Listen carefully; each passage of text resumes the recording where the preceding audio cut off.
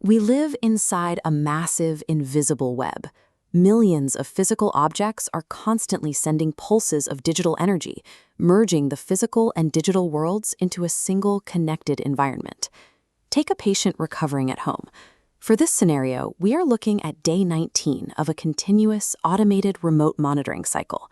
For 18 days, the system has operated entirely in the background.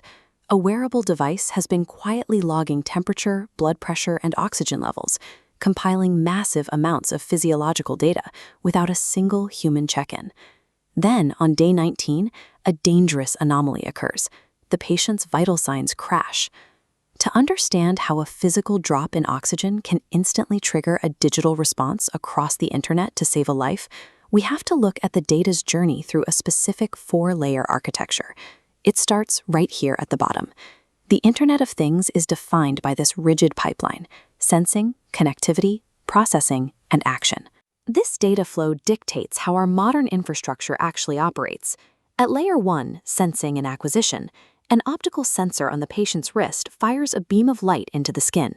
It detects the drop in blood oxygen and immediately converts that biological crisis into a digital signal. These components, accelerometers tracking motion, thermometers monitoring heat, and SpO2 monitors measuring oxygen, serve as the physical nervous system of our digital networks. But generating data is only the first step. At layer 2, connectivity, we face a translation problem. Millions of devices speak different proprietary languages, which threatens to create a state of digital chaos. To solve this, engineers use lightweight protocols for low-power networks. For health monitoring, the critical bridge is MQTT. Using a publish and subscribe model, the wearable publishes a tiny alert to a central broker, which instantly routes this crisis data directly to a hospital server. We see similar standardization efforts in our homes.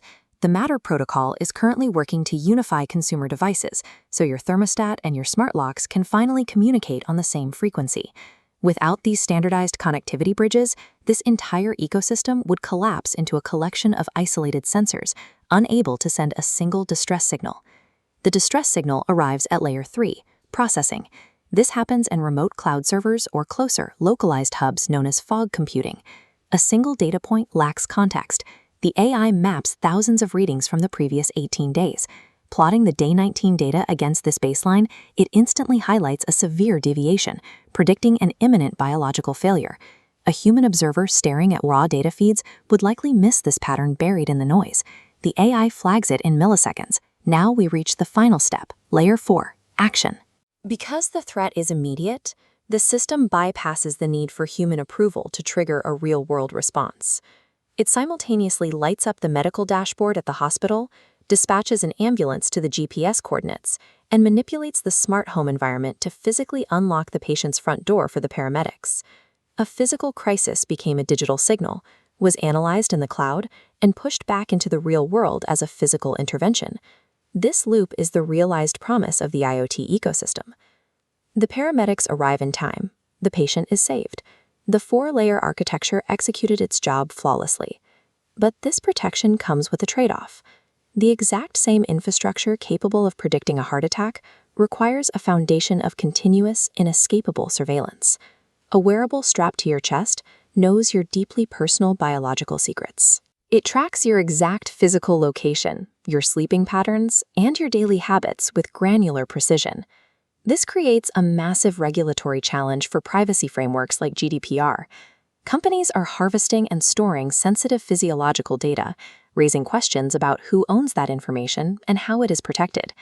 True informed consent becomes an illusion when invisible sensors are constantly sensing and transmitting your vitals to remote cloud databases 24 hours a day. The sensors monitoring that heartbeat are part of the same architecture now embedded in our traffic lights, our energy grids, and shipping containers. These 4 layers are becoming the central nervous system for our entire physical environment. Reliable connectivity is no longer the primary hurdle. Today, we have to weigh the undeniable safety of these automated systems against the cost of living in a world that never stops watching.